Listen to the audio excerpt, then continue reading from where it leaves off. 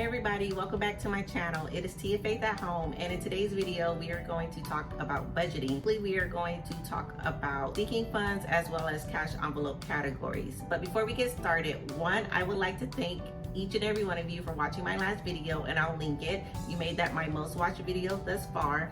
And two, I hope everyone had a happy holiday season and your 2021 is off to a great start. Now let's get started on this video about seeking funds and cash envelope category. You may remember that I previously did a video on seeking funds about what they are and why you should have them, and I will link that video as well so that you can go back and review how seeking funds work. But for this year, I'm going to talk about the seeking fund categories that we are going to use. When I was doing our annual budget for 2021, I noticed that my seeking fund categories are much less, and that's simply because there's some things in place with COVID that aren't allowing us to do as much, and our expenses just aren't as much as they used to be, so we don't have as many categories. We'll add categories throughout the year, but the main ones that I know we'll be doing from now, January, until December are our Amazon Prime Seeking Fund, our auto insurance seeking fund, as well as a piece of recreational equipment that my husband wants. And that recreational equipment actually will not go until the end of the year. It'll actually cut off around September, October timeframe, depending on when he decides that he wants to get it. What I did is I took the total for our seeking fund categories, and since we get paid on the 1st and the 15th, I set up automatic transfers to go to a separate bank account for those seeking funds, so it's making the blow a little less impactful when we have to deduct for those. Yes, we could cash flow it, but I'd rather take it out small chunks at a time. I think that's what they say, you eat an elephant with little chunks at a time, so that's what we're doing. And of those, the most expensive one is our car insurance, honestly. I mean, I don't know why, we have pretty clean driving records, but yeah, that's gonna be the largest one. So I went in through my bank and I just set up automatic transfers on the 1st and the 15th to come out between now and December 31st of 2021. This is the automatic transfers I was saying that I set up. So for Geico, you can see that it's $1,540. If you divide that by 12, it'll be $128.33 a month. And then, like I said, we did a 1st and a 15th transfer, so it ends up being $64.16. And that's what I set up for the 1st and the 15th. For Amazon, it's going to be $5 on the 1st and the 15th. And then for the piece of equipment that my husband wants, it will be $47 on the 1st and the 15th. And you can see these numbers are a lot easier to deal with over time than these big numbers at one time. And this can easily be cash flow, but I just want to go ahead and have it because honestly, my Amazon Prime membership always sneaks up on me for some reason. So I just rather do these small numbers than having to do these large numbers, especially if I forget or something. Now, those are only 3 categories that we have.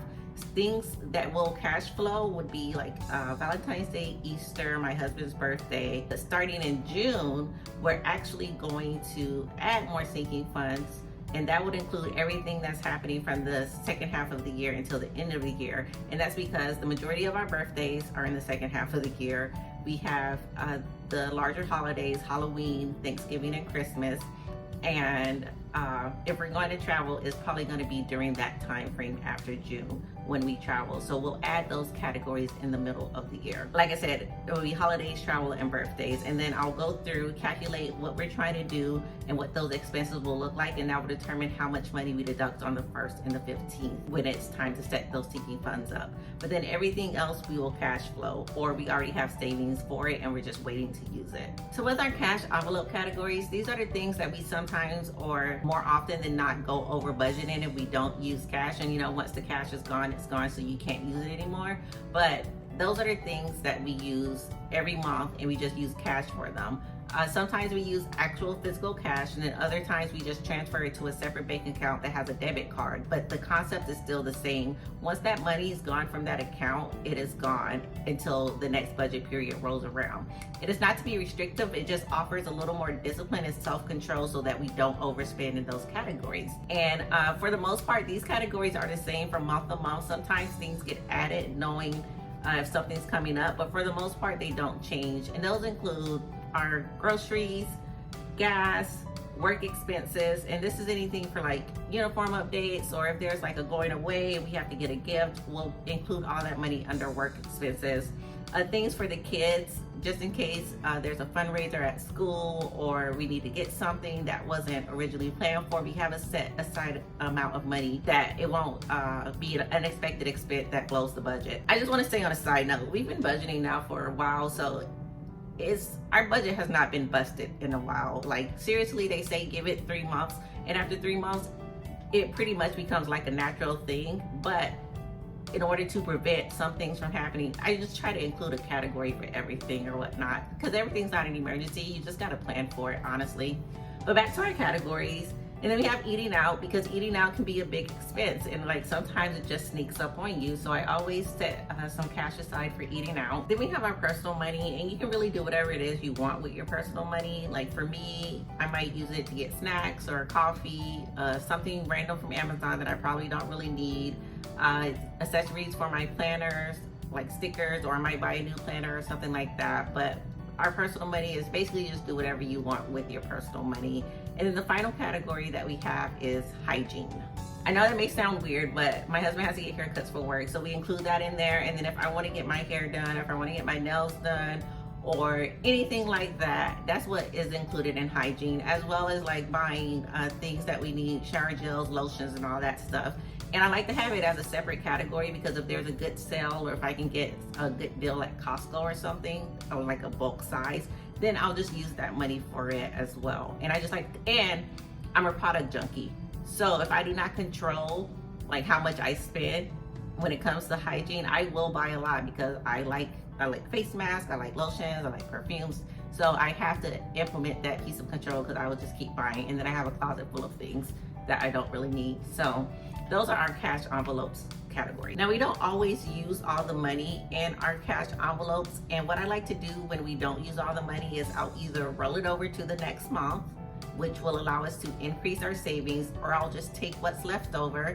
I will put it in a fund, so that if we just decide spontaneously that we want to go on a little adventure, we have that and we don't have to touch the money that we've been saving for it. Or I just roll it over to savings, and more often than not, I have been putting it towards savings.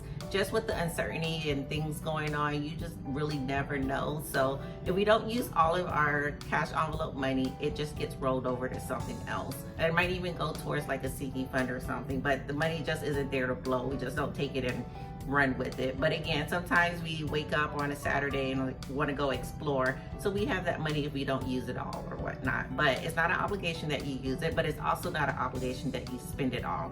So that's everything that we have so far for our sinking fund categories, and I'll be sure to link the video, like I said, for what sinking funds are and why they are important, as well as our cash categories that we're going to have, which usually don't change, like I said. I really hope you enjoyed this video, and I will be back with another one soon. Thank you.